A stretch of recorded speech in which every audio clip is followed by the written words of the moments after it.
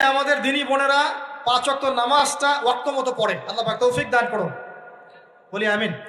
2 number, যদি তারা রমাদান মাসের রোজাটাকে ঠিক মতো আদায় করতে পারে। 1 নাম্বার 5 ওয়াক্ত নামাজ ঠিকঠাক আদায় করা, 2 নাম্বার রমজান মাসে সওম রাখা, 3 নাম্বার তাদের লজ্জাস্থানের হেফাজত করা, মানে শরঈ পর্দা মেনটেন করা, শরঈ পর্দা মেনটেন করা। এবং আমি বলে দেই, চেহারাটা আপনাদের পর্দার অন্তর্ভুক্ত।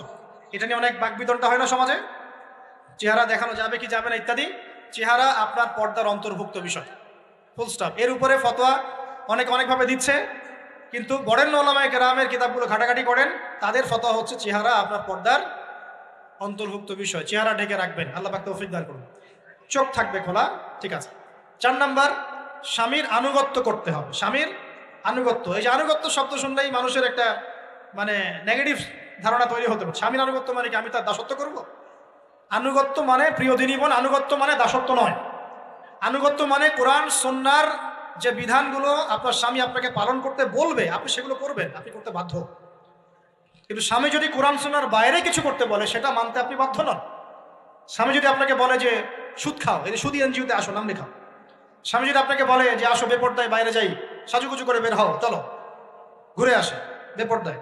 স্বামী যদি বলে দেবরকে একটু খাবারটা দিয়ে আসো, আমার অফিসের কলিগ আসছে, খাবার পরিবেশন করো, আসো ডাইনিংয়ে আসো, এই যে হারাম কাজ, বেপরদার আদেশ করছে, সুদের আদেশ করছে, আপনি সেগুলো পালন করবেন। কিন্তু হালাল বৈধ যে কোনো বিষয় আপনি স্বামীর আনুগত্য করবেন, এটা আপনার উপর ফরজ। এই 4টা কাজ যদি আপনি করতে পারেন, জান্নাতের যে কোনো দরজা দিয়ে ইচ্ছা আপনি প্রবেশ করতে পারবেন ইনশাআল্লাহ। আল্লাহ পাক আমাদের দিনী বোনদেরকে এই 4টা কাজ করার তৌফিক দান করুন, আমাদের সবাইকে আল্লাহ পাক জান্নাতের জন্য কবুল করুন, বলি আমিন। এমন ভাবে দান করে যে বাম হাত জানে না ডান হাত কি দান করছে। 5 নাম্বার, এমন ব্যক্তি যে এটা যুবক, এটাও যুবক, যাকে কোনো সুন্দরী নারী আহ্বান করছে জিনার জন্য, সুন্দরী উচ্চ বংশের নারী, যে আসো আমার সাথে জেনা করো, ওই যে ইউসুফ আলাইহিস সালামের মতো, মনে আছে? ইউসুফ আলাইহিস সালামের ঘটনা মনে আছে? আচ্ছা, কিন্তু সেই যুবক বলে, সেই ব্যক্তি বলে, ইন্নী আখাফুল্লাহ, আমি আল্লাহকে ভয় করি, আমি তোমার সাথে খারাপ কাজ করতে পারবো। এরকম ছেলে এবং এরকম মেয়ে এখন সমাজে খুঁজে পাওয়া যায়? হাতে গোনা, হাতে গোনা। আপনি অনলাইন ঘাটাঘাটি করেন, গুগল করেন, ক্রস চেক করেন, দেখবেন বাংলাদেশের 25 বছরের কম বয়সী ছেলে আর মেয়েদের জেনার হার কত আপনি বের করে দেন। 25 বছরের কম যে যুব সমাজ আমাদের সামনে আছে, তাদের মধ্যে কত % যুবক এখন পর্যন্ত ফিজিক্যাল সম্পর্ক করেনি কারোর সাথে, আপনি খুঁজে বের করতে পারেন। শুধু ছেলেদের ক্ষেত্রে এটা নয়, মেয়েদের ক্ষেত্রেও আছে। এই যে অনার্স লাইফ পার করার আগেই বহু মেয়ে সতীত্ব নষ্ট করে ফেলছে, বহু ছেলে সতীত্ব নষ্ট করে ফেলছে। কথাগুলো কি রাগ করছেন? আমি আপনাদের ভাই এবং আমি আপনাদেরকে মহব্বত করি। আমরা জেনার পথে যাব না, আমরা হালাল সম্পর্ক থাকবো ইনশাআল্লাহ। যখন আপনি জেনায় চলে যাবেন, আপনার কলব থেকে আল্লাহ নূর নষ্ট হয়ে যাবে। এটা এমন একটা পাপ যেটা করার পর মানুষ আল্লাহর সামনে মাথা তুলে দাঁড়াতে পারে না, লজ্জায় চোখ নেমে যায়, ইবাদতে স্বাদ পায় না। যখন হারাম সম্পর্কে, ফ্রি মিক্সিং, এগুলোতে মানুষ থাকে, ইবাদতে মানুষ স্বাদ পায় না। দিনের পর দিন ইবাদত করে মনোযোগ আসে না, মন লাগে না, চোখ দিয়ে একটু পানি বের হয় না, আল্লাহর জন্য কাঁদতে পারে না, কারণ মনের মধ্যে তো নূর নাই। আর যখন একটা মেয়ে বেপরদায় থাকে, অনেক ইবাদত করলেও তার এই বেপরদায় থাকার কারণে সমাজের বহু মানুষের চোখের জেনা হয়ে যায়। এতে করে ওই সব মানুষের পাপের ফল এই মেয়েটাকে ভোগ করতে হয়, এবং মানুষের চোখের বদনজর লাগে, ওই মেয়ে অসুস্থ হয়ে পড়ে মানসিকভাবে, শারীরিকভাবে। আমি আমাদের যুবক ভাই এবং যুবক বোনদের, বোনদেরকে রিকোয়েস্ট করব, আল্লাহর ওয়াস্তে চরিত্রটাকে পবিত্র রাখার চেষ্টা করুন, আল্লাহ পাক তৌফিক দান করবেন। এই যুবককে আল্লাহ পাক আরশের ছায়া দিবেন, যে একটা মেয়েকে পেয়েও আল্লাহর ভয় তাকে ভোগ করে না। আল্লাহ পাক এরকম যুবক ঘরে ঘরে তৈরি করুন। তাহলে কি করবেন ভাই?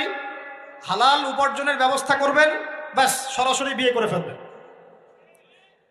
পরিবারকে বোঝানোর চেষ্টা করবেন, না বুঝলে আন্দোলন শুরু করবেন যে আমি জেনা করতে চাই না, আমি বিয়ে করতে চাই, বিয়ে আমার দেওয়ানি লাগবো, এরকম।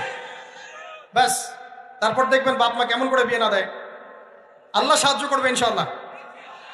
আল্লাহ আমাদের যুবক ভাইদেরকে চরিত্র হেফাজত করার স্বার্থে বিয়েকে সহজ করে দিন। আমি আবার কাউরে নিয়ে পালায় যায় না, ওই কাজ করতে যায় না কিন্তু আবার, ঠিক আছে? কারণ এভাবে কোর্টে গিয়েও যদি একটা মেয়ে বিয়ে করে, এই বিয়ের জায়েজ না জায়েজ নিয়ে অনেক কথা আছে। অতএব এইসব ঝুঁকির মধ্যে যাবেন না, বাসায় বোঝানোর চেষ্টা করবেন। আর এক শ্রেণীর ব্যক্তি আছে যাদেরকে আল্লাহ পাক আরশের ছায়া দিবেন। তারা কারা? যারা গোপনে আল্লাহকে স্মরণ করে কাঁদতে পারে, বলি সুবহানাল্লাহ। এখন এই দুটো হাদিসের মধ্যে যুবকদের অবস্থান কি পেয়েছেন? আচ্ছা, আরেকটা শোনাই এবার। নবী সাল্লাল্লাহু আলাইহি ওয়াসাল্লাম বলেছেন 5টা জিনিস আসার আগেই 5টা বিষয়কে মূল্যায়ন করো। 1, তোমার বার্ধক্য আসার আগেই তোমার যৌবনকে মূল্যায়ন করো। যৌবনের গুরুত্ব পেলেন তো এবার? তোমার মৌত আসার আগেই তোমার জীবনকে মূল্যায়ন করো। অসচ্ছলতা আসার আগেই সচ্ছলতাকে মূল্যায়ন করো। অসুস্থতা আসার আগেই সুস্থতাকে মূল্যায়ন করো। এবং এই যে কথাটা বললাম যে তোমার বার্ধক্য আসার আগেই যৌবনকালটাকে মূল্যায়ন করো। এই হাদিসগুলোর মধ্যে আমরা সংক্ষিপ্ত পরিসরে যৌবনকালের গুরুত্ব পাচ্ছি কিনা ভাই? এখন এই যৌবনকালটা আমাদের কাটানো উচিত আল্লাহ পাকের ইবাদতের মধ্য দিয়ে। এই যৌবনকালটা আমাদের কাটানো উচিত কয়েকটা বিষয়ের মধ্য দিয়ে। তার মধ্যে আমি 10টা পয়েন্ট আপনাকে বলবো। কয়টা ভাই? 10টা। 1, এই যৌবনকালে সবার আগে আমাদের কর্তব্য হচ্ছে দ্বীনের ইলম অর্জন করা। কি করা ভাই? দ্বীনের ইলম অর্জন বলতে আমি কি বোঝাচ্ছি? দ্বীনি ইলম অর্জন বলতে আপনাকে আমি বোঝাচ্ছি যে কমপক্ষে কোরআনটুকু তেলাওয়াত করতে শিখুন, হাদিসগুলো পড়তে শিখুন, ইসলামী বইপত্র পড়াশোনা করুন, পাশাপাশি জেনারেল সাবজেক্টগুলোও পড়াশোনা করুন। এদিকে আপনি এগিয়ে যান, এদিকেও এগিয়ে যান, দুই দিকে আগাতে থাকেন। এর পাশাপাশি বরেণ্য ওলামায়ে কেরামদের সহবতে থাকার চেষ্টা করেন। যারা রিনাউন্ড এবং বরেণ্য ওলামায়ে কেরাম তাদের সহবতে থাকার চেষ্টা করেন। ইলম অর্জনের অনেক ধাপ আছে। শুরু করেন কোরআন তেলাওয়াত দিয়ে, তারপরে আস্তে আস্তে হাদিসে যান, কোরআনের তাফসিরে যান, ইতিহাস পড়েন, ইসলামের ইতিহাস পড়েন, ইসলামিক অর্থনীতি পড়েন, রাসূলের জীবনী সিরাত পড়ে দেখেন, ইসলামিক ফিকের বইগুলো পড়ে দেখেন। আস্তে আস্তে গ্র্যাজুয়ালি আপনি সামনে যান। এই সিলেবাসটা আপনি কোত্থেকে পাবেন? এই সিলেবাসটা দেখবেন প্রত্যেক জেলায় জেলায় বরেণ্য কওমি ওলামায়ে কেরাম আছেন না, তাদের সাথে পরামর্শ করবেন, আপনাকে সুন্দর সিলেবাস করে দেবে ইনশাআল্লাহ। এইভাবে আপনি পড়াশোনা করবেন এবং ওস্তাদের সাথে থেকে পড়াশোনা করবেন। একা একা সব কিছু করা যায়? একা একা সব কিছু করা যায় না। একটা সিলসিলা লাগে, একটা ওস্তাদের সহবত লাগে নাকি? একা একা কি কোরআন সুন্নাহ সব বুঝে ফেলতে পারবেন আপনি? তাই মনে হয়? কখনোই না। অতএব বরেণ্য আলেমদের সহবত লাগবে, আবার আপনার চেষ্টাও লাগবে। আল্লাহ পাক তৌফিক দান করুন। এই যৌবনকালের প্রথম কাজ কি ভাই? ইলম অর্জন করা। 2 নম্বর, এই যৌবনকালে আমরা যে পরিমাণ ফিজিক্যালি ফিট থাকি, শরীরে শক্তি থাকে, উদ্যম থাকে, আমাদের বয়সটা 40-50 হয়ে গেলে সেটা থাকবে না। থাকবে? অতএব এই যৌবনকালে বেশি বেশি ইবাদত করতে থাকেন। আল্লাহ পাক তৌফিক দান করুন। এই যৌবনকালে 5 ওয়াক্ত নামাজ তো পড়বেনই, এর পাশাপাশি নফল নামাজগুলো পড়ার চেষ্টা করুন। এর পাশাপাশি আপনি চেষ্টা করবেন তাহাজ্জুদের ওয়াক্তে একটু নামাজ পড়ার জন্য, কমপক্ষে 2 রাকাত, কমপক্ষে 2 রাকাত, অ্যাটলিস্ট 2 রাকাত নামাজ তাহাজ্জুদের সময় পড়ার চেষ্টা করি। আল্লাহ আমাকে তৌফিক দেখ, আপনাদের সবাইকে তৌফিক দান করুন। ওই সময় আপনি যে দোয়াই করবেন আল্লাহর কাছে কবুল হবে ইনশাআল্লাহ। যে দোয়াই করবেন আল্লাহ কবুল করবেন ইনশাআল্লাহ, যদি আপনার রিজিকটা কি হয়? হালাল হয়। হারাম রিজিক দিয়ে ইবাদত কবুল হয়? হারাম রিজিকের দোয়া কবুল হয়? কবুল হয় না। 3 নাম্বার, এই যৌবনকালে আমরা রাসূলের সুন্নতের উপর বেশি আমল করবো ইনশাআল্লাহ। করা যাবে ইনশাআল্লাহ? তাহলে নিয়াত করতে পারি যে ইনশাআল্লাহ চেহারাগুলো পরিবর্তন হবে। চেহারা পরিবর্তন মানে কি? হ্যাঁ, রাখা যাবে না? এখনো গজায় নাই। প্রত্যেক সপ্তাহে আপনাকে নবীর সুন্নতের উপর এরকম করে কুরবানি এবং জবাই করতে কে বলেছে? নবী সাল্লাল্লাহু আলাইহি ওয়াসাল্লামের সুন্নতকে জবাই করাটা কি ভালো কাজ? হ্যাঁ বলেন তো। আমরা তো এমন অনেক নাপিত ভাইদেরকে চিনি যারা এই ধরনের বক্তব্যগুলো শুনে আলহামদুলিল্লাহ জীবন পরিবর্তন করেছেন। তার দোকানে লিখে দিয়েছেন এখানে চুল কাটা হয়, দাড়ি শেভ করা হয় না। খুশি হন নাই? মুসলিমদের কথা বলছি, অমুসলিমদেরকে নিয়ে আমাদের চিন্তা নাই তো? চিন্তা আছে? একটা কথা মনে রাখবেন, একটু কথাটা মনের কান দিয়ে শোনেন। দাড়ি হচ্ছে একমাত্র ভিজিবল সুন্নত। দাড়ি হচ্ছে একমাত্র ভিজিবল সুন্নত। ভিজিবল মানে কি? যা দেখা যায়। দাড়ি একমাত্র ভিজিবল সুন্নত, দৃশ্যমান সুন্নত, যেটা নিয়ে আপনি আমি কবরে যাবো ইনশাআল্লাহ। আর কোন সাইন দেখে বোঝার বুদ্ধি নাই এই ব্যক্তি কত বড় মুসলিম, কত বড় সুন্নতের পাবন ছিল। খালি কপালের সেজদার দাগ আর চেহারার দাড়ি বাকি থাকবে। কথা বুঝতে পারছেন ভাই? নিয়াত করা যায় একটু দাড়ি ছেড়ে দিব নাকি? দাড়ি রাখলে চাকরি পাবেন না? দাড়ি রাখলে মেয়ে দিবে না নাকি? তো যে মেয়ে দাড়ি রাখলে বিয়ে করতে চায় না তাকে বিয়ে করারও দরকার নাই। আর দাড়ি রাখলে যে চাকরি আপনাকে ছাড়তে হবে চাকরিও করার দরকার নেই। চাকরির মধ্যে সব রিজিক আপনার মনে হয়? রিজিকের সবচেয়ে বড় অংশ আছে কিসের মধ্যে? বিজনেসের মধ্যে। যারা বিজনেস করে তাদের আন্ডারেই লক্ষ লক্ষ মানুষ চাকরি করে। বাংলাদেশে যে ইকোনমিক সিস্টেম, এই ইকোনমিক সিস্টেমের মূলে কারা জানেন? ব্যবসায়ীরা। কারা? বড় বড় ব্যবসায়ীরা। এমন অনেক ব্যবসায়ী আছেন যাদের একজনের জাকাতের টাকা দিয়ে একটা গ্রামের মানুষকে খাওয়ানো যায়। বিশ্বাস করছেন না? ইকোনমিক তো আমার সাবজেক্ট, আমরা পড়েছি এগুলো, পড়াশোনা করেন দেখেন। বিজনেস, এরপরে আছে ক্রিয়েটিভ কোনো প্রজেক্ট, এমন কোনো প্রজেক্ট যেটা এখন পর্যন্ত কেউ লঞ্চ করে নাই। এখন অনলাইনে অনেকে আয় করেন না, আজকে থেকে 20 বছর আগে মানুষ এটা করেছিল। এখন অনেক মানুষ বাহির থেকে পড়াশোনা করে দেশে এসে এই যে ডেইরি প্রজেক্ট করছে, পোলট্রি করছে, নতুন নতুন অনেক প্রজেক্ট করছে না, কৃষিভিত্তিক অনেক কাজ করছে। তারা কি সচ্ছল না? আমি একজন ভাইয়ের কথা জানি, যিনি আলহামদুলিল্লাহ আল্লাহর এই অধম বান্দার ওয়াজ শুনে সুদের চাকরি ছেড়ে দিয়েছিলেন। চাকরি ছেড়ে দিয়ে তিনি চায়ের বিজনেস শুরু করেন, চায়ের বিজনেস। তো ইদানিং জানলাম তিনি এখন মানুষকে টাকা ধার দেন। মাশাআল্লাহ, তিনি এখন মানুষকে টাকা ধার দেন চায়ের ব্যবসা করেই। আর আমাকে তো এখনো মানুষের কাছে হাত পাততে হচ্ছে। কথা বুঝতে পারেন নাই? আল্লাহ পাক তাকে সুদ ছেড়ে দেওয়ার জন্য সচ্ছল করে দিয়েছেন, এই ওসিলা দিয়েই তিনি সচ্ছল হয়েছেন আলহামদুলিল্লাহ। রিজিক কার হাতে? এটা বিশ্বাস করেন, রিজিক আল্লাহর হাতেই। আল্লাহ পাক চাইলে আপনাকে বেহিসাব রিজিক দেবেন ইনশাআল্লাহ। অতএব সুন্নতকে বিসর্জন দিয়ে নয়, সুন্নতে থাকেন, আল্লাহ পথ খুলে দিবেন ইনশাআল্লাহ। আল্লাহ পাক তৌফিক দান করুন। যুবক ভাইদেরকে বলছিলাম, তাহলে প্রথম কাজ আমাদের ইলম অর্জন করা, তারপরে কি ভাই? নামাজের পাবন্দ হওয়া, আর নামাজ ফরজের পাশাপাশি নফলগুলোও চর্চা করা। 3 নম্বর বলেছি রাসূলের সুন্নতের উপর একদম ইস্তেকামা, দৃঢ়ভাবে আমল করা।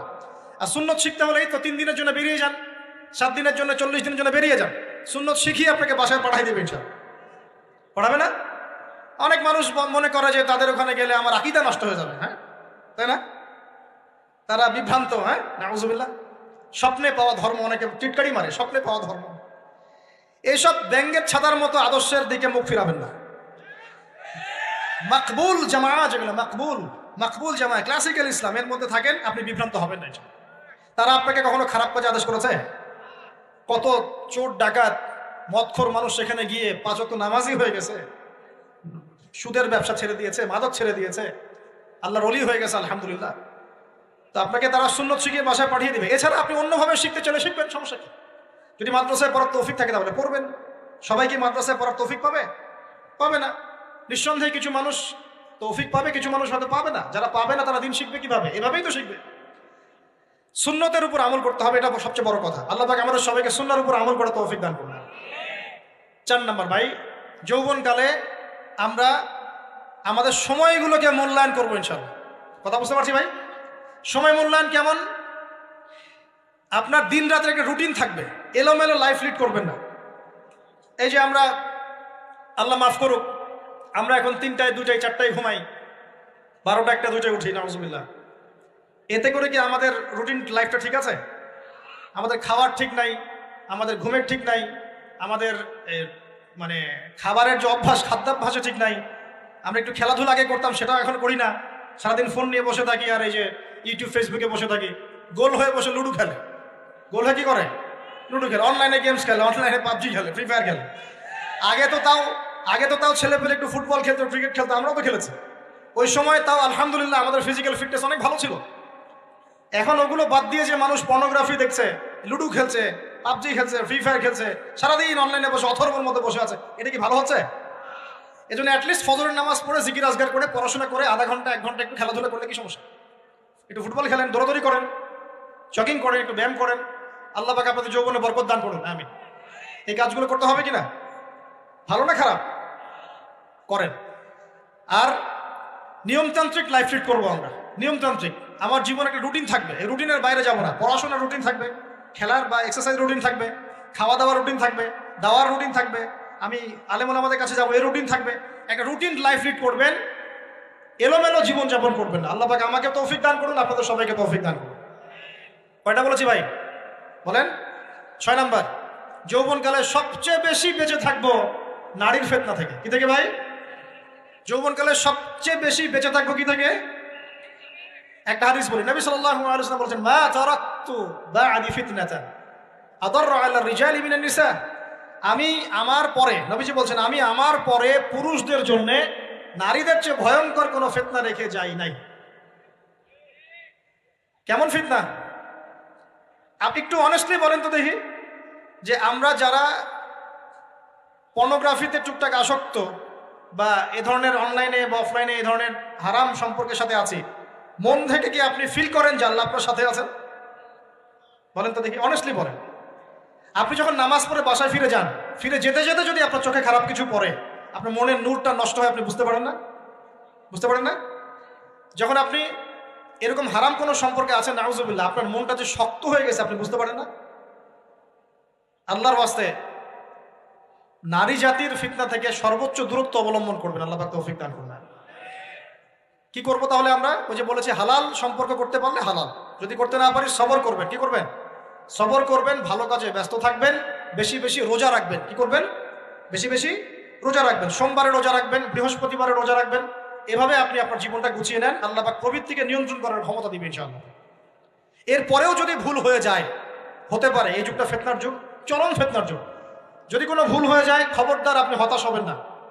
ভুল হয়ে গেলে কখনো হতাশ হবেন না। হতাশা শয়তানের পক্ষ থেকে আসে। কখনো হতাশ হবেন না।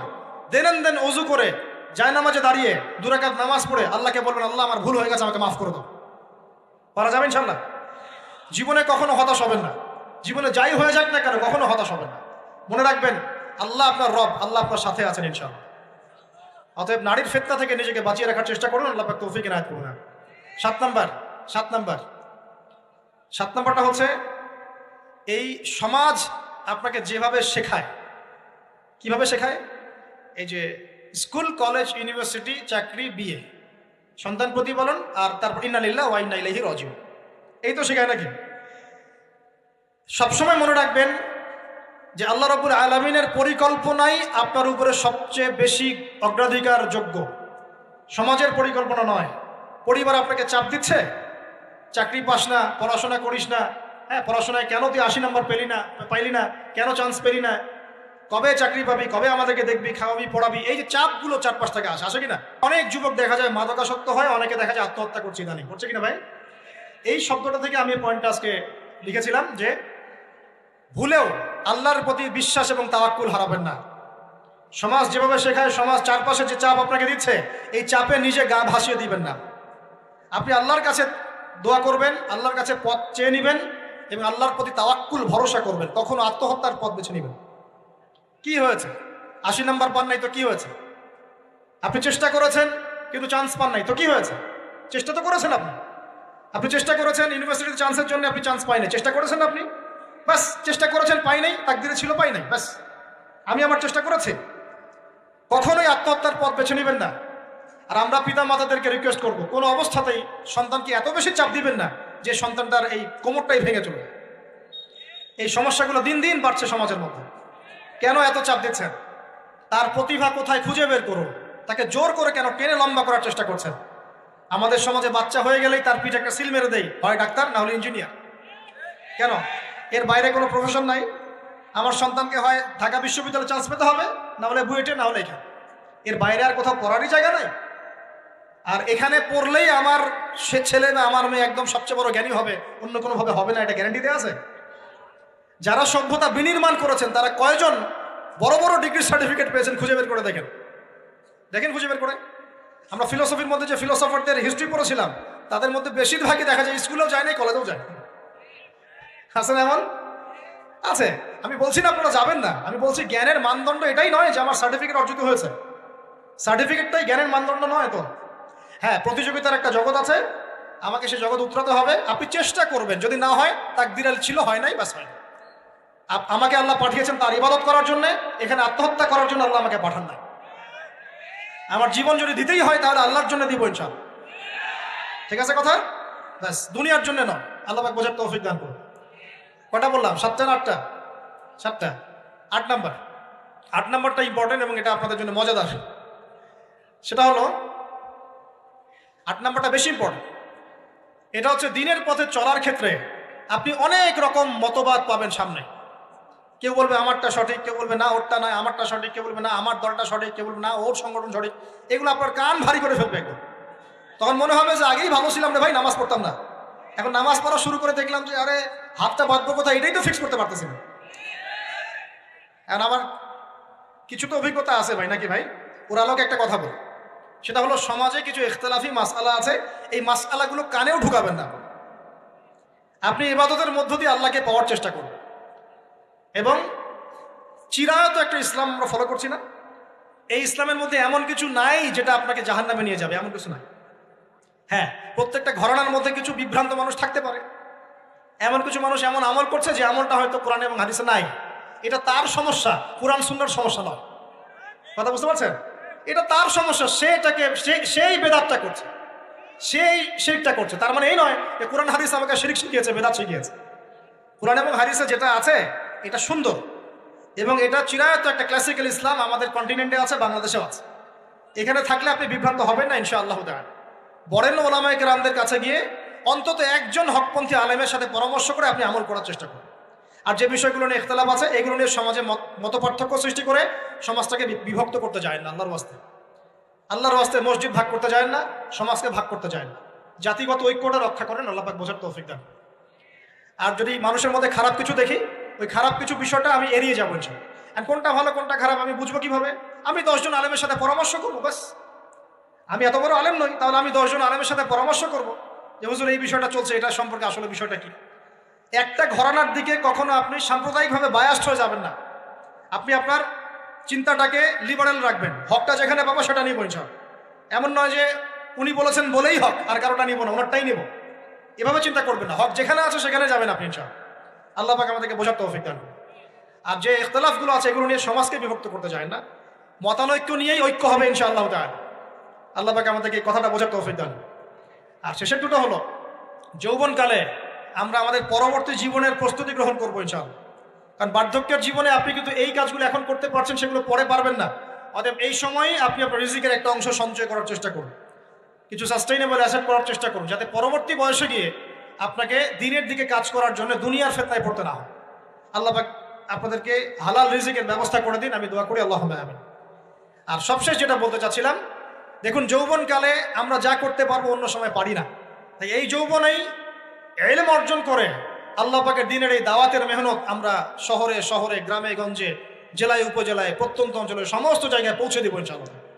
যৌবনকালে আমরা বেশি বেশি দাওয়াতি কাজ করার চেষ্টা করবো, আল্লাহ পাক তৌফিক দান করুন। যতটুকু জানেন, আপনি এতটুকু জানেন না যে নামাজ পড়তে হয় 5 ওয়াক্ত, তাহলে নিজে পড়েন, মানুষকে নামাজের দাওয়াত দেন। আপনি এতটুকু জানেন না যে ভাই সুদ খাওয়া হারাম, জানেন কি না ভাই? ব্যাস আপনি মানুষকে বলেন যে ভাই হালাল খাই, সুদ না খাই। আপনি এতটুকু জানেন না যে জেনা করা হারাম, বাস আপনি আপনার বন্ধুকে দাওয়াত দেন, ভাই জেনার দিকে যাইস না এবং হারাম অ্যাফেয়ার্সে যাইস না। যতটুকু জানেন অতটুকু মানুষের কাছে পৌঁছে দেন, আল্লাহ পাক তৌফিক দান করুন। যুবক ভাইদেরকে আমি এই 10টা নসিহত করলাম আজকে, এই নসিহতগুলো একটু মেনে চলেন, যৌবনটা সুন্দর হবে ইনশাআল্লাহ। এছাড়া আর অনেক নসিহত আছে, এগুলো ওই যে বইগুলোর নাম বলে দিয়েছি, আল্লামা তাকি উসমানী হুজুরের যে বইগুলো, এগুলো পড়েন, ইনশাআল্লাহ দেখবেন আরো অনেক হেদায়েত আপনি পাবেন। মোটা দাগে কথা হচ্ছে ইলম অর্জন করতে হবে। রাজি আছে কিনা ভাই? রাজি আছে কিনা বলেন? ইলম অনুযায়ী আমল বাড়িয়ে দিব, রাজি আছে কিনা? হকপন্থী ওলামায়ে কেরামের সাথে পরামর্শ করে চলবো, রাজি আছে কিনা? আমরা যৌবনকালে হালাল রিজিক অন্বেষণের চেষ্টা করবো, রাজি আছে কিনা? যৌবনের সময়কে বিন্যাস করে চলবো, এলোমেলো জীবনযাপন করবো না, রাজি আছে কিনা? নারীদের ফিতনা থেকে বেঁচে থাকার চেষ্টা করবো, রাজি আছে কিনা? আগামী দিনের জন্য, ইসলামকে এগিয়ে নেওয়ার জন্য দাওয়াতের মেহনত করবো, রাজি আছে কিনা? আচ্ছা, এখন আসেন, এগুলো আমাদের করণীয় ছিল, আমাদের যুবকরা এখন করছে কি সেটা শুনুন। আমাদের যুবকরা এখন কিশোর গ্যাং করছে। কিশোর গ্যাং কি করছে? আপনাদের পরিবারের কর্তা যারা আছেন তাদেরকে আমি একটু রিকোয়েস্ট করবো, আপনার সন্তানের দিকে খেয়াল রাখেন। আপনার সন্তানকে যত ছোট মনে করছেন, আপনার সন্তান এখন এত ছোট নয়। কিশোর বয়সে সে এমন পাপও করে ফেলেছে যা আপনি এখনো করেন নাই। কিশোর বয়সে এমন এমন পাপ করা তার শেষ যা আপনি এখনো চিন্তা করতে পারেন না। অতএব সন্তানকে শুধু গায়ে গতরে বড় করলে হয় না। আমরা যে সন্তানকে মানুষ করার জন্য নিজের ঘাম ছেড়ে দিচ্ছি, মানুষ করার অর্থ হচ্ছে ওর আত্মাটাকে গড়ে তোলা, দেহটাকে গড়ে তোলা নয়, তার আত্মাটাকে গড়ে তুলুন। সন্তান থেকে খেয়াল রাখেন। ঢাকা শহরে কিশোর গ্যাংয়ের দৌরত্ব টেকা যাচ্ছে না, রাস্তাঘাটে ছিনতাই করছে, মাদক সেবন করছে, মানুষের সম্পদ মোবাইল ধূপ করে কেড়ে নিয়ে দৌড় দিচ্ছে, এক গ্যাং আরেক গ্যাংয়ের সাথে মারামারি করছে। এগুলো শিখছে কোত্থেকে? এগুলো শিখছে আপনার ওই যে অপসংস্কৃতি দেখে দেখে। পশ্চিম থেকে, আমাদের পার্শ্ববর্তী থেকে অনেক অপসংস্কৃতি ঢুকছে ভিতরে, ওটা দেখে দেখে দেখে দেখে শিখছে কি করতে হয় না করতে। দুইটা গ্যাং তৈরি করছে এবং সিনেমাতে যেমন দেখানো হয় সে নিজেকে ওই রকম করে চিন্তা করা শুরু করেছে। এই কনসেপ্টগুলো মানুষ পাচ্ছে কোথায়? নাটক সিনেমা থেকে পাচ্ছে। একটা দল ক্রিয়েট করেছে, সে সেই দলের নেতা হয়েছে, আরেক দল তাকে মারতে আসছে, সে আবার তাকে মারতে যাচ্ছে। এই যে জিনিসগুলো, এগুলো নাটক সিনেমায় দেখানো হচ্ছে না এখন? যুবকরা শিখছে কোত্থেকে এগুলা? বাংলাদেশের মেয়েদেরকে একসময় শেখানো হয়েছে তুমি সুন্দর না, তুমি কি না, তাদের মনে ঢোকান তুমি সুন্দর না, আরো সুন্দর হতে চাও, আরো সুন্দর হতে চাও, এই ক্রিম মাখো, সুন্দর হয়ে যাবে। এই একটা কনসেপ্ট ঢুকিয়ে দিয়েছে মাথায়, তুমি সুন্দর না, তোমাকে আরো সুন্দর হতে হবে। আল্লাহ তোমাকে যে সৌন্দর্য দিয়েছেন এটা যথেষ্ট না, অন্যরা আরো অনেক বেশি সুন্দর, তুমি সুন্দর না, এই ক্রিম মাখো, সুন্দর হবে। এই করতে করতে করতে ক্রিমের ব্যবসা শুরু হলো। বাণিজ্য, সবকিছু পিছনে কি থাকে? বাণিজ্য, আর কিছু না। তারপর শুরু হলো যে পার্লার, অমুক ক্রিম, তমুক ক্রিম, অমুক সোনো, এই সেই, বাস মেয়েরা পাগল হয়ে গেল। বাস নতুন নতুন আমরা আমাদের সংস্কৃতি ধারণ করে যে কাপড় চোপড়গুলো পরি, কিছু মানুষ শেখালো এর চেয়ে এই ফ্যাশনটা ভালো, এটা পরো। বাস ঈদে ঈদে নতুন নতুন ফ্যাশন আসা শুরু করলো। আরে পাঞ্জাবি পায়জামা পরা তো আমাদের বাপদাদাদেরই শুনলো, বাঙালিদেরই শুনলো। সব বাদ দিয়ে এখন আমরা কি শুরু করেছি দেখেন তো। তো এগুলো কিন্তু মিডিয়া দিয়ে আপনাদেরকে ঢোকানো হয়, মিডিয়া থ্রু দিয়ে। আমরা দেখছি এখন যুবকরা, বহু যুবক মাদকাসক্ত হয়ে যাচ্ছেন, হচ্ছেন কি না? কিসের এত হতাশা ভাই? কি হয়েছে? আপনার গার্লফ্রেন্ড আপনাকে ছেড়ে চলে গেছে? তো গেছে না হয়তো, কি হয়েছে ভাই? কি হয়েছে? গার্লফ্রেন্ড ছেড়ে চলে গেছে তো কি হয়েছে? আল্লাহ পাকের জমিনে কি মেয়ের অভাব নাকি? 40 জন নারীর দায়িত্ব একটা ছেলেকে নিতে হবে শেষ জামানায়, মানে মা, বোন, ফুপু, খালা, স্ত্রী, এই সব মিলে 40 জন কাঁধে উঠে যাবে। এখন ঘরে ঘরে মেয়েদের সংখ্যা বাড়ছে না? নবীজি বলেছেন শেষ জামানায় মেয়েদের সংখ্যা বাড়বে, ছেলেদের সংখ্যা কমবে। কমছে কি না ছেলেদের সংখ্যা? এখন হয়তো এভারেজ 100, 104, পরে দেখবেন আরো বেড়ে গেছে। শুধু আমেরিকার হিস্ট্রি ঘেটে দেখেন, ওখানে ছেলে মেয়ের অনুপাতটা কেমন। কমছে সব জায়গাতে, আরো সামনে কমবে। তো একজন গার্লফ্রেন্ড আপনাকে ছেলে চলে গেছে, বাস জীবনটা উৎসর্গ করে দিতে হবে তার জন্য? এখন কি ফেন্সিডিল, গাঁজা, ইয়াবা এগুলো সেবন করতে হবে? আপনাকে কে সৃষ্টি করেছেন ভাই? কি উদ্দেশ্যে? প্রথমে কি একটা বলেছে, কি উদ্দেশ্যে? আমাকে আল্লাহ পাঠিয়েছেন দুনিয়াতে নামাজ পড়তে, রোজা রাখতে, দিনের প্রচার করতে, দিনের জ্ঞান অর্জন করতে, এই তো। তা আমি একজন মেয়ের জন্য জীবন নষ্ট করে দিব কেন? আমি তাহলে আল্লাহর কাছে কি মুখ দেখাবো আর নবীর কাছে কি মুখ দেখাবো? ওখানে গিয়ে বলবো আল্লাহ আমি আমার অমুক প্রেমিকার জন্য আশেক হয়ে একদম জীবন দিয়ে দিয়েছি, আত্মহত্যা করেছি? গেছে ভাই, যাইতে দেন। যে ব্যক্তি আপনার অবস্থানকে মূল্যায়ন করে নাই, সে আপনার যোগ্য ছিল না। এখন আপনি কি করবেন? নিজের অবস্থান উন্নত করেন, আপনার পিছনে লাইন ধরে ঘুরবে, চল। এটাই বাস্তবতা। দুনিয়া খুব খারাপ জিনিস। মানুষ মানুষের অবস্থানকে মূল্যায়ন করে, মানুষ মানুষের অবস্থানকে মূল্যায়ন করে, কিন্তু আল্লাহ রাব্বুল আলামিন আপনাকে সর্বাবস্থায় ভালোবাসেন। আলহামদুলিল্লাহ। এই যে আমরা এখন অনেক পাপ করছি না, আল্লাহ কি আমাদেরকে আযাব দিয়ে ধ্বংস করে দিয়েছেন? আল্লাহ পাক এখনো আমাদেরকে ভালোবাসেন, রহম করেন, অপেক্ষায়। আল্লাহ পাক অপেক্ষা করছেন কখন তওবা করবে, আমি তওবা কবুল করব। এই কখন আমার বান্দা খালি একবার বলে আস্তাগফিরুল্লাহ, আল্লাহ পাক সাথে সাথে মাফ করে দিয়েছেন। আর সেই আল্লাহকে ভুলে আপনি কার পিছনে ছুটছেন? আমরা কিন্তু নিয়াত করতে পারি ভাই যে আমরা যারা ওয়াজ শুনলাম, জীবনে কোনোদিন সিগারেটে হাত দিব না ইনশাআল্লাহ। রাজি আছি ভাই? অন্য বড় বড় জিনিস তো বহুত দূরের কথা। আচ্ছা, অনেকে রাজি হয় নাই কেন? আপনারা কি অলরেডি আসক্ত? আমি অনেক ভাইকে দেখেছি মাশাআল্লাহ ইফতার খুলেই একদম বেনসন টানা শুরু করে। হ্যাঁ, এটা যে হারাম আপনাদের কেউ ওয়াজ করে শোনায় নাই? এটাকে কি মনে করেন আপনারা, হারাম না হালাল? কেউ বলেছে মাকরু, নাকি মাকরু ফতোয়া দিয়েছে? মাকরুহ শব্দের অর্থ জানেন আপনি? মাকরুহ শব্দের অর্থ কি একটু শোনেন। সূরা বনী ইসরাইল খুলবেন। কোন সূরা? সূরা বনী ইসরাইল। আল্লাহ পাক বলছেন আমি বনু ইসরাইলকে এই কাজগুলো করতে নিষেধ করেছেন। কোন কোন কাজ? জেনা করো না, জেনার ধার কাছে যেও না, এতিমের মাল আত্মসাৎ করো না, শিরিক করো না, ইত্যাদি। যারা আলেম আছেন তারা আমার কথা বুঝবেন। এই কাজগুলোর পরে আল্লাহ পাক বলছেন যে এই প্রত্যেকটা কাজ আল্লাহর কাছে মাকরুহ, অপছন্দ। কিসের? অপছন্দ। তাহলে এটাকে আপনি সহজ মনে করছেন? নিয়াত করি আল্লাহ পাকের সন্তুষ্টির জন্য আমরা কোনোদিনও মাদকের সাথে সম্পৃক্ত হব না ইনশাআল্লাহ। আর বিশ্বাস করেন, শুধুমাত্র মাদকদ্রব্য নিয়ন্ত্রণ অধিদপ্তর এই আইন কানুন এগুলো দিয়ে, জরিমানা দিয়ে মানুষকে মাদক ছাড়ানো যাচ্ছে না, যাবে না। কেন যাবে না এটা আপনারা খুব ভালো করেই জানেন, আমি বলতে চাচ্ছি না। অনেক সময় মাদক বিরোধী কনসার্ট করে মানুষ, মাদক বিরোধী কনসার্টে ওঠার আগে এক বোতল ডাইল খেয়ে আসে। এগুলো কি বাস্তব কথা বলছি না অবাস্তব কথা বলছি? আমাদের যুবক ভাইরা কোশ্চিন কালেও মাদকের ধার কাছে যাবেন না ইনশাআল্লাহ। একটা হাদিস খালি মনে রাখেন, এই হাদিসটা মনে রাখেন। নবী সাল্লাল্লাহু আলাইহি ওয়াসাল্লাম বলেছেন, কেউ যদি মাদকদ্রব্য সেবন করে তার 40 দিনের নামাজ কবুল হবে না। সিগারেট একটা খেয়েছি, 40 দিন নামাজ নাই। এরপর যদি সে তওবা করে আল্লাহ মাফ করে দিবে। আবার যদি মাদক খায় আবার 40 দিন কবুল হবে না। যদি আবার তওবা করে আল্লাহ মাফ করে দিবে। আবারও যদি খায় আবারও 40 দিন কবুল হবে না। আবারও তওবা করলে আল্লাহ আবার মাফ করে দিবে। চতুর্থবার সে যদি মাদক খায়, আল্লাহ রসুল সাল্লাল্লাহু আলাইহি ওয়াসাল্লাম বলছেন আল্লাহ পাক কিয়ামতের মাঠে তাকে তিনাতুল খাবাল পান করাবেন। কি পান করাবেন? তিনাতুল খাবাল। সাহাবীরা বললেন, ইয়া রাসূলুল্লাহ, এটা কি তিনাতুল খাবাল? কি? নবী সাল্লাল্লাহু আলাইহি ওয়াসাল্লাম বলছেন, এটা হচ্ছে জাহান্নামীদেরকে আযাব দেওয়ার পর তাদের রক্ত মাংসের যে পুঁজ বের হবে, এই যে ড্রিঙ্কস, জাহান্নামের যে হার্ড ড্রিঙ্কস, এই ড্রিঙ্কসের নাম হলো তিনাতুল খাবাল। আল্লাহ পাক আমাদের সবাইকে মাদক থেকে বাঁচিয়ে রাখুন। হতাশা মাদক দিয়ে দূর হয় না। হতাশা দূর হবে, বলে দিব, তিনটা জিনিস, মাত্র তিনটা। কয়টা ভাই? এক, 5 ওয়াক্ত নামাজ। এক কি? নামাজে আপনি অজু করে সিজদা দেন, ইনশাল্লাহ আপনার মনে প্রশান্তি না আসলে আমাকে এসে বলেন যে আসে না। চোখের পানি, মনের আবেগ যা আছে আপনার ভিতরে, কষ্ট, দুঃখ, যন্ত্রণা, সব আল্লাহকে ঢেলে দিবেন ইনশাল্লাহ। নিজের আবেগ ধরে রাখবেন এখানে, আপনি আল্লাহর জন্য ঢেলে দিবেন। মানুষকে আবেগ দেখা কি লাভ? মানুষ আপনার চোখের পানির মর্ম বুঝবে? মানুষ কি মানুষের চোখের পানির মর্ম বুঝে? আপনার পিতা যদি মারা যায়, আমার কাছে এসে দোয়া চান, কান্নাকাটি করে, আমি দোয়া করতে পারবো, কিন্তু আমি কিন্তু আপনার ফিলিংসটা বুঝতে পারবো না। আপনার অনুভূতি কে বুঝতে পারবেন? আল্লাহ পাক আপনার ঘাড়ের রগের চেয়েও কাছে আছে। সুবহান সুবহান, আল্লাহ পাক ঘাড়ের রগের চেয়ে কাছে আছে। গতকালকে বাংলাদেশের একজন বরেণ্য আলেমের সাথে একটা কনফারেন্সে ছিলাম। উনি বলছিলেন যে এক ব্যক্তি, এটা শোনেন, এক ব্যক্তি খুব তার শখ যে তিনি সাহাবীদের মতো নামাজ পড়া শিখবেন। কথা বুঝতে পারছেন? সাহাবীদের মতো নামাজ শিখবেন। তো একজন বরেণ্য আলেমের কাছে এসেছেন, এসে বলছেন যে আমাকে সাহাবীদের মতো নামাজ শিখিয়ে দেন। তখন সেই আলেম আরেকজন আলেমের সন্ধান দিয়েছেন যে তুমি তার কাছে যাও, তিনি শেখাবেন। তো সেই ব্যক্তি একটু অবাক হয়েছেন, কারণ যাকে প্রশ্ন করেছিলেন তিনি অনেক বড় মুহাদ্দিস, আর যার কাছে পাঠানো হচ্ছে তিনি অত বড় মুহাদ্দিস নন, কিন্তু আবেদ, আমল করেন। তাকে গিয়ে বলছেন উনি আমাকে পাঠিয়েছেন সাহাবীওয়ালা নামাজ শিখিয়ে দেন। তখন তিনি বলছেন ঠিক আছে, সুন্দর করে উজু করে আসো, সুন্দর করে উজু করে আসো। উজু করার সময় খালি খেয়াল রাখবা যে আমি অজু করছি শুধু আল্লাহর সন্তুষ্টির জন্য। কি খেয়াল রাখবেন?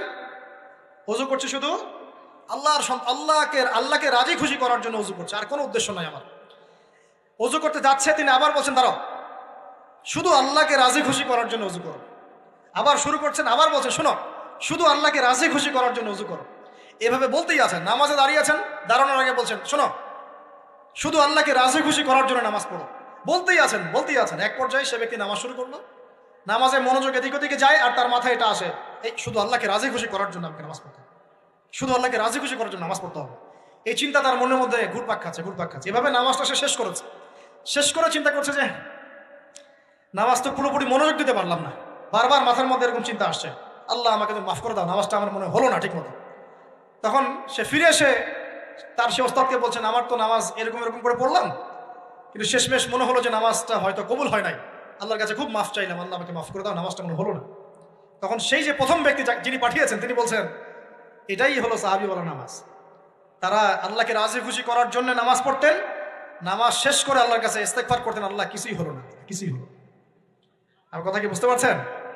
অতএব আল্লাহকে রাজি খুশি করার জন্য আপনি আপনার আবেগ, আপনার ইবাদত সব ঢেলে দিবেন, অন্য কারো কাছে কিছু পাওয়ার আশা করুন। অতএব নামাজ আপনার মাদকের দিকে যাওয়া লাগবে না, নামাজই আপনার হতাশা দূর করে দেবে ইনশাআল্লাহ।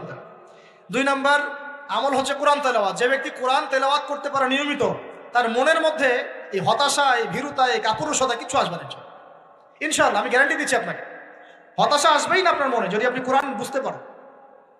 কোরআনের একটা আয়াত নিয়ে কোনো কোনো সময় দেখা যায় 2-3 ঘন্টা সময় পার হয়ে যাচ্ছে, আয়াতটা ছেড়ে সামনে যেতে পারছি না। কোরআনের ভিতরে ঢুকলে আপনি দুনিয়ায় ভুলে যাবেন কি হচ্ছে আশপাশে। আমি এমন অনেক আলেমকে দেখেছি যে একটা বই, পাতলা একটা বই, আরবি বই নিয়ে পড়া শুরু করেছেন, ওই যে ফজরের পরে জোহরের ওয়াক্ত হয়ে যাচ্ছে, বইটাই শেষ করতে পারেন। বুঝতে পারবেন না? যখন আপনি ইলমের ভিতরে ঢুকে যাবেন, কোরআনের ভিতরে, হাদিসের ভিতরে, আপনার দুনিয়ার খেয়ালই নাই। একজন আলেম তিনি এক রাত্রে একটা বই লিখেছিলেন, চটি বই, এক রাত্রের মধ্যে।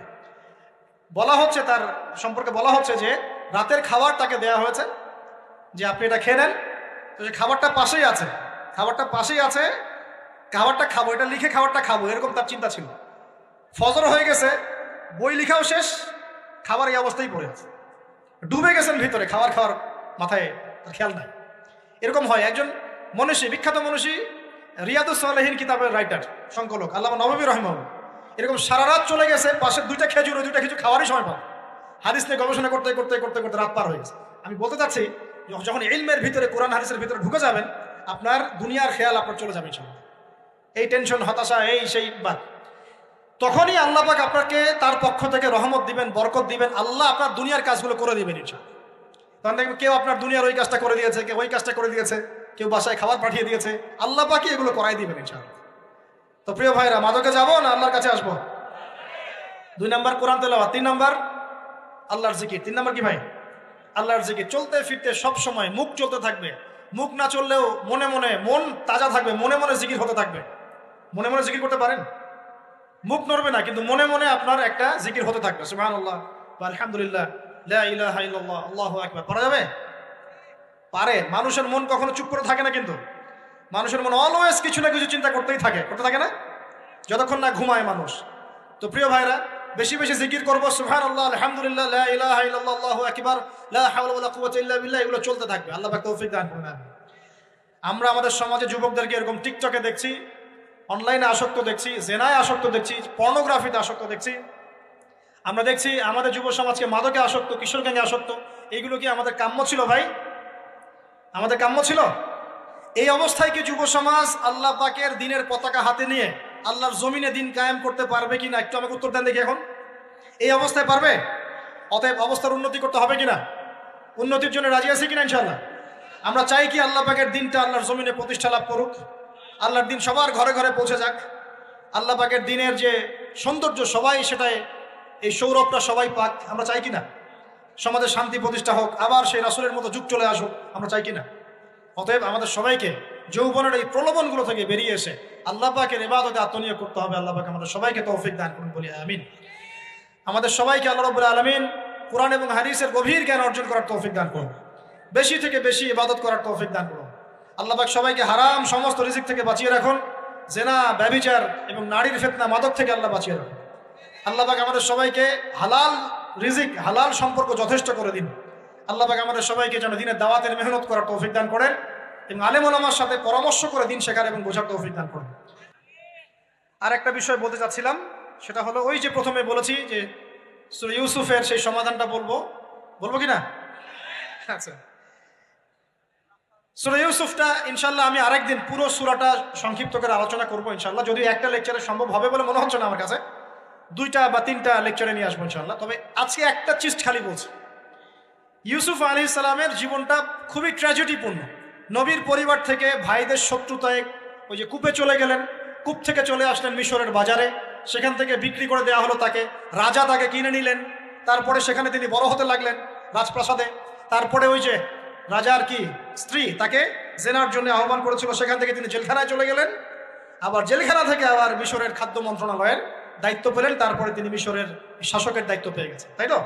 আচ্ছা, এর মধ্যে একটা জায়গা খালি বলবো আজকে আপনাদের। টপিকটা কি দিবা তোমরা? টপিকটা হচ্ছে চলমান বৈশ্বিক অর্থনৈতিক সংকটে ইউসুফ আলাইহিস সালামের সমাধান। মনে থাকবে? চলমান এই বৈশ্বিক অর্থনৈতিক সংকটে ইউসুফ আলাইহিস সালামের সমাধান কি ছিল? ইউসুফ আলাইহিস সালাম জেলখানায়, কোথায় বলেন তো? জেলখানায়। তখন দুজন ব্যক্তি তাকে বলছে, ইউসুফ, আমরা দুজন দুটো স্বপ্ন দেখেছি, তুমি কি স্বপ্নের ব্যাখ্যা দিতে পারবে? আমরা তোমাকে সত্যবাদী বলে মনে করি। ইউসুফ আলাইহিস সালাম বলছেন, খাবার আসার আগেই তোমাদেরকে স্বপ্নের ব্যাখ্যা দিন। একজন বলছে, আমি দেখলাম আমার মাথায় রুটি রাখা আছে আর পাখি এসে রুটির থেকে খেয়ে ফেলছে। আমার কথা বুঝতে পারছেন কিনা ভাই? আচ্ছা, 2 নাম্বার, দ্বিতীয় ব্যক্তি বলছে, আমি দেখলাম আমি শরাব পান করাচ্ছি আমার মনিবকে। কথা বুঝতে পারছেন? এখন ইউসুফ আলাইহিস সালাম বলছেন, তুমি যে শরাব পান করাচ্ছ মনিবকে, তোমাকে অতি সত্বর মুক্তি দেওয়া হবে ইনশাআল্লাহ। আর যার মাথার উপর থেকে রুটি খেয়ে নেওয়া হচ্ছে তাকে শুলদণ্ড দেওয়া হবে, মৃত্যুদণ্ড দেওয়া হবে। কি বললেন? একজনকে দেওয়া হবে মৃত্যুদণ্ড, একজন কি হবে? ছাড়া পাবে। আর যাকে মনে হলো যে এই ছাড়া পাবে, ইউসুফ আলাইহিস সালাম বললেন, তুমি যখন ছাড়া পাবে তোমার মনিবের কাছে, মালিকের কাছে আমার কথা বলো, আমার কথা আলোচনা করো। কিন্তু শয়তান তাকে ভুলিয়ে দিল, সে আর কথা বলতে পারল। আরো কয়েক বছর চলে গেল, ইউসুফ আলাইহিস সালাম তখনও জেলেই আছে। একদিন এই রাজা স্বপ্ন দেখলেন। কি স্বপ্ন দেখলেন? যে 7টা পাতলা পাতলা গাভী, মোটা মোটা 7টা গাভীকে খেয়ে ফেলছে। 7টা কি গাভী? জীর্ণ শীর্ণ গাভী, 7টা মোটা তাজা গাভীকে খেয়ে ফেলছে। আর দেখলেন 7টা সবুজ শীষ, শীষ বোঝেন কিনা? এই ধানের শীষ না, আবার সবুজ শীষ। আর দেখছেন এই যে শীষ মরে গেলে যেমন দেখায় না একটা রং, এরকম শীষ। তো এখন রাজা খুব চিন্তিত হয়ে পড়লেন যে আসলে এই স্বপ্নের কি ব্যাখ্যা। তিনি সবাইকে ডেকে বললেন, স্বপ্নের ব্যাখ্যা কি তোমরা জানো? তখন রাজ্য পরিষদের এই যে এমপি মন্ত্রী যারা আছে তারা বলছে না এটা কি স্বপ্ন, আর দেখো আহলাম, এটা একটা বাজে স্বপ্ন, উদ্ভট স্বপ্ন, আমরা এটার মানে জানি না। আমরা হলো তাই তো বলতাম নাকি ভাই? কিন্তু ওই ব্যক্তি স্মরণ হয়ে গেল যে ছাড়া পেয়েছে, আরে ইউসুফ তো স্বপ্নের ব্যাখ্যা দিতে পারে। দৌড়ে গেলেন তিনি জেলখানায়। ইউসুফ আইয়ুহা সিদ্দিক, হে সত্যবাদী নবী ইউসুফ, আমাকে কি এই স্বপ্নের ব্যাখ্যা বলতে পারবেন? 7টা জীর্ণ শীর্ণ গাভী 7টা মোটা তাজা গাভীকে খেয়ে ফেলছে। ইউসুফ আলাইহিস সালাম এই স্বপ্ন শুনে বললেন, ইউসুফ আলাইহিস সালাম শুধু স্বপ্নের ব্যাখ্যাই দিলেন না, বরং এই স্বপ্ন যে সত্য এটা তিনি বিশ্বাসও করলেন। এই স্বপ্ন একটা সমস্যাকে নির্দেশ করছে এটাও বুঝে ফেললেন, এই সমস্যার সমাধানও তিনি দিয়ে দিলেন। বলেন সুবহানাল্লাহ। আমার কথা বলছেন, ইউসুফ আলাইহিস সালাম স্বপ্নের ব্যাখ্যা দিচ্ছেন না, বরং স্বপ্নটা যে সত্য তিনি মেনে নিচ্ছেন এবং এই স্বপ্নের ফলে একটা সামনে খারাপ সময় আসতে যাচ্ছে এটা তিনি বিশ্বাস করছেন এবং এর সমাধান তিনি জাতিকে দিচ্ছেন। ইউসুফ আলাইহিস সালাম বলছেন, তোমাদের সামনে 7 বছর দুর্ভিক্ষ হবে। কি হবে বলেন? 7 বছর। সারা বিশ্বের অর্থনৈতিক প্রেক্ষাপট একটু বিবেচনা করেন তো, যে আমরা একটা খারাপ সময়ের দিকে যাচ্ছি না আস্তে আস্তে, এবং নীরব একটা দুর্ভিক্ষ সারা ওয়ার্ল্ডে চলছে না? করোনার সময় ছিল, ওই সময় একটা সমস্যা ছিল, ইউক্রেন রাশিয়ার ইস্যু ছিল, আরও অনেক ইস্যু আছে, শুধু এগুলো ইস্যু নয়, অপচয় ইস্যু আছে, দুর্নীতি ইস্যু আছে, জুলুম আছে, তারপরে যে পারমাণবিক ক্ষেত্রগুলো আছে, বড় বড় পরাশক্তিদের চাপ আছে, অনেক ব্যাপার আছে, রিজার্ভ কমে যাওয়া, অনেক বিষয় আছে। সারা বিশ্ব একটা অর্থনৈতিক মন্দা দেখছে কিনা? ইউসুফ আলাইহিস সালাম বললেন, 7 বছর তোমাদের এখানে প্রচুর ফসল ফলবে। এটা 7টা সবুজ শেষ, প্রচুর ফসল ফলবে তোমাদের এই অঞ্চলের মধ্যে। তোমরা একটা কাজ করো, তোমরা ওই 7 বছরের ফসলের যতটুকু অংশ তোমাদের না খেলে নয়, অতটুকু দিয়ে তোমরা তোমাদের জনগণের চাহিদা পূরণ করো, আর বেশি অংশটাকে রিজার্ভ করে রেখে দিও। আমার কথা বুঝতে পারছেন? ইউসুফ আলাইহিস সালাম বলছেন না যে স্বপ্নটা সত্য, তিনি সমাধান দিচ্ছেন উল্টা। এটা তো হবে সামনে, স্বপ্ন সত্য মিথ্যা তো দূরের কথা, এটা সামনে হতে যাচ্ছে। 7 বছর তোমরা প্রচুর ফসল ফলাবে, এই ফসলের একটা বড় অংশ রিজার্ভ করে রেখে দিও, আর বাকি অংশটা দিয়ে তোমরা জনগণের চাহিদা পূরণ করো। মানে অপচয় করা যাবে না, যাবে কোনো সম্পদ অপচয় করা যাবে। এরপর তোমাদের সামনে আসবে 7টা বছর দুর্ভিক্ষের বছর, আকাশ বৃষ্টি বন্ধ করে দেবে। আকাশ কি করবে? বৃষ্টি বন্ধ করে দেবে। তার মানে ওই 7 বছর আমরা কিভাবে চলবো তাহলে? এই যে রিজার্ভ করেছি, এই রিজার্ভ বা সঞ্চিত সম্পদ দিয়ে আমরা 7 বছর চলবো। এরপরে আল্লাহ রাব্বুল আলামিন 8ম বছরে আকাশ থেকে বৃষ্টি বর্ষণ করবেন, আবার ফসল ফলবে। কথা কি বুঝতে পারছেন? এই ব্যাখ্যা অন্যরা দিতে পারলো না, ইউসুফ আলাইহিস সালাম দিতে পারলেন। এই ব্যক্তি দৌড়ে গিয়ে রাজাকে বলল, এই হলো স্বপ্নের ব্যাখ্যা। রাজা, ইউসুফ এই স্বপ্নের ব্যাখ্যা দিয়েছেন। রাজা কত বিচক্ষণ ছিলেন, রাজা সত্য মিথ্যা চিনতেন, তিনি বুঝতেন যে আসলেই সত্য কাকে বলে, মিথ্যা কাকে বলে। এই আমার এমপি মন্ত্রীটা শোনো, তোমরা কেউ সমাধান দিতে পারো নাই, ইউসুফ সমাধান দিয়েছে। ইউসুফকে আমার কাছে নিয়ে আসো, আমি তাকে আমার কাছে নিকটে আসন দিব। বলেন সুবহানাল্লাহ। এবার ইউসুফ আলাইহিস সালামকে ডেকে তিনি সম্মানিত করলেন, সম্মানিত করে বললেন যে কোন দায়িত্ব দিলে তুমি আমাদের এই রাজ্যটাকে বাঁচাতে পারবে এই দুর্ভিক্ষের হাত থেকে? ইউসুফ আলাইহিস সালাম নিজে বলছেন, আমি হচ্ছে বিশ্বস্ত মানুষ, আমি হচ্ছি রজুলুন আমিন, আমি বিশ্বস্ত এবং আমি আস্থাভাজন। আমাকে আপনি খাদ্য মন্ত্রণালয়ের দায়িত্ব দেন, ইনশাল্লাহ আমি এই প্রবলেমগুলো সলভ করবো ইনশাল্লাহ। এরপর তাকে দায়িত্ব দেওয়া হলো খাদ্য মন্ত্রণালয়ের। 7 বছর তিনি এরকম পলিসি গ্রহণ করলেন। মিশরের লক্ষ লক্ষ মানুষ পরবর্তী 7 বছরের দুর্ভিক্ষ থেকে বেঁচে গেছে। কোরআন তো মূল্যায়ন করি না আমরা, আর কোরআনের কথা যারা বলে ওদেরকেও মূল্যায়ন করি না। এই জন্য আমরা বলছি, বর্তমান চলমান অর্থনৈতিক সংকটের সবচেয়ে বড় বড় সমাধান হচ্ছে এক, ভাই জনগণ হই আর সরকার হই, কোনো সম্পদ অপচয় করা যাবে না। আমরা সম্পদ অপচয় করি না? আপনি উজু করেছেন, আপনি 1 বালতি পানিতে উজু করেছেন, ট্যাপ ছেড়েছেন, মসজিদের 1 বালতি পানি চলে গেছে, কেন পানি অপচয় করবেন? আমাদের 5টা ফ্যানের দরকার নেই বাসায়, আপনি 5টা ফ্যান চালাচ্ছেন কেন? আপনি ঘর থেকে বের হলেন, ফ্যান চলছে, কেন চলছে? ঘর মুছেছেন, ফ্যান ছেড়ে দিয়েছেন, ওই যে পাখা বাতাসে শুকাবে মাটি, কেন? এসি চালিয়েছেন, 24 ঘন্টা চালানোর কি দরকার? 2 ঘন্টা চালিয়ে বন্ধ করলে হয়। বিদ্যুতের ব্যাপার, গ্যাসের ব্যাপার, তেলের ব্যাপার, আমরা কি কম অপচয় করি মনে হচ্ছে আপনার কাছে? আমরা প্রচুর অপচয় করি। আর আমরা জনগণরা সাধু না, আমরা বেশি অপচয় করি। আমরা অপচয় করি না ভাই? প্রমাণ আপনি নিজের বাসায় পাবেন। পানির অপচয়, আপনার তেলের অপচয়, আপনার গ্যাসের অপচয়, আপনার বিদ্যুতের অপচয়, এইগুলোর উপর কঠিন আইন করা দরকার। অপচয় করলে শাস্তি দিতে হবে, অপচয় করা যাবে না। অপচয় কমালে কি হবে? আমরা সম্পদ বেশি রিজার্ভ করতে পারবো। এই যুগে কি কি সম্পদ রিজার্ভ করলে আমরা সচ্ছল হতে পারবো? এই হেদায়েতগুলো আপনাকে ওই সোকল প্রোটেস্ট্যান্ট মৌলবীরা দিতে পারবে না ইনশাআল্লাহ তাআলা, কারণ তাদের কাছে ইকোনমিক্সের জ্ঞান নাই।